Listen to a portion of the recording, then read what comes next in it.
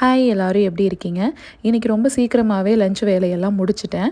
சரி கொஞ்சம் டைம் இருந்ததுன்னு வேர்க்கடலையெல்லாம் வறுத்து வச்சிரலான்னு எடுத்தேன். அம்மா சின்ன வயசுல இந்த மாரி வேர்க்கடலைலாம் வறுத்துட்டு வாசல்ல தான் போய் தோலெல்லாம் எடுத்துட்டு வருவாங்க. கிச்சனுக்கு போற வழியிலேயே நாங்க எல்லாரும் ஒவ்வொரு கை எடுத்து சாப்பிட்டு முடிச்சுடுவோம். அதே வேலைய தான் இங்க பசங்க பண்ணிக்கிட்டு இருக்காங்க. பொட்டுக்கடலை மாவு எப்படி அரைக்கணும்னு ஒரு சிலர் கேட்டிருந்தாங்க. வறுக்கவெல்லாம் தேவையில்லைங்க. சும்மா மிக்ஸர் ஜார்ல அப்படியே போட்டு நல்லா நைஸா அரைச்சுக்கோங்க. நல்ல ஃபைன் பவுடரா இருக்கணும். இந்த மாரி அரைச்சு வச்சுக்கிட்டிங்கன்னா, பூரி மசால் செய்யும்போதெல்லாம் திக்னஸ்க்காக இந்த பொடிய போட்டுக்கலாம். நான் கட்லெட் செய்யும்போது, சப்பாத்திக்கு ஏதாவது ஸ்டஃபிங் ரெடி பண்ணுறேன் அப்படின்னா, அப்போ கூட இது ஒரு ஸ்பூன் சேர்த்துக்குவேன். ரொம்ப ரொம்ப நல்லாயிருக்கும் டேஸ்ட்டு. கிராசரி ஷாப்பிங் இன்றைக்கி சாயந்தரமா போகலான்ட்டு ஒரு பிளான் இருந்தது. சரி எல்லாத்தையும் ரீஃபில் பண்ணிட்டோன்னா, எது இல்லையோ பார்த்து வாங்கிட்டு வந்துடலாம்.